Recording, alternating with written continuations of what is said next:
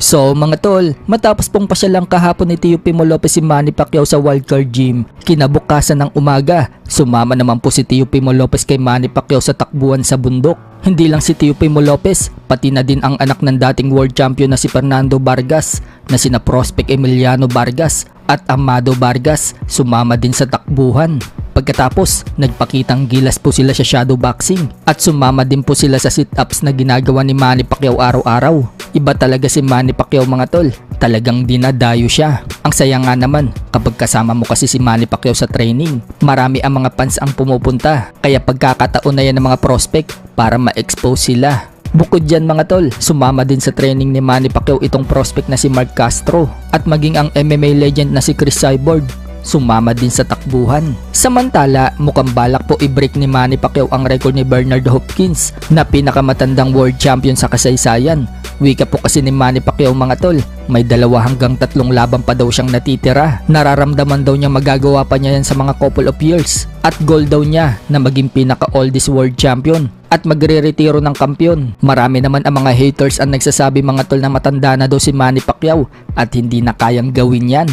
Samantala, hindi naman po nagustuhan ng head trainer ni Manny Pacquiao na si Buboy Fernandez ang mga komento ng mga tao kay Manny Pacquiao na sinasabing matanda na daw ito. Kaya banat ni Buboy Fernandez, huwag daw bilangin ang numbers, ang bilangin daw nila yung suntok daw ni Manny Pacquiao. Pinapangako daw ni Buboy mga tol, sa edad ni Manny Pacquiao ng 46, ibang Pacquiao daw ang masasaksihan natin. Napakadelikado pa rin daw ni Pacquiao, advantage pa rin daw nito ang bilis, lakas at footwork. Pero iingatan din daw nila ang suntok ni Barrios, yun daw yung left hook.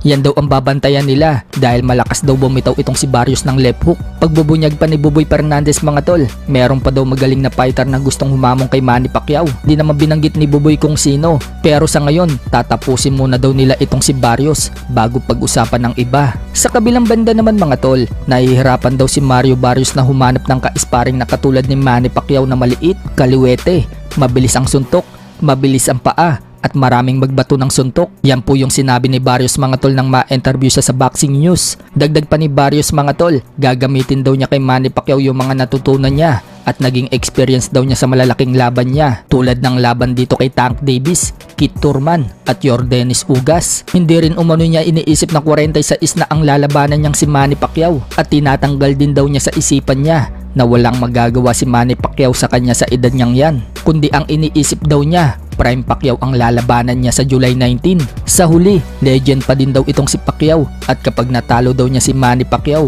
magbe-benefits umano yan sa kanya. Tataas daw yung value niya bilang champion. Ibig sabihin mga tol, kung sakaling talunin niya si Manny Pacquiao, tataas na yung bayad sa kanya sa mga susunod niyang laban. Ipagpapatuloy din daw ni Barrios na labanan ng mga malalaking pangalan sa boxing.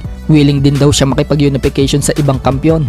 Samantala, nagpakita naman po ng katawan si Mario Barrios. Nakakatakot po ang katawan ni Barrios ngayon mga tol. Mukhang 100% na kondisyon na po siya. 3 linggo bago ang sagupaan nila ni Manny Pacquiao. At makikita sa picture mga tol na mukhang nasa bundok din si Barrios. At tumatakbo din ito sa bundok katulad kay Pacquiao.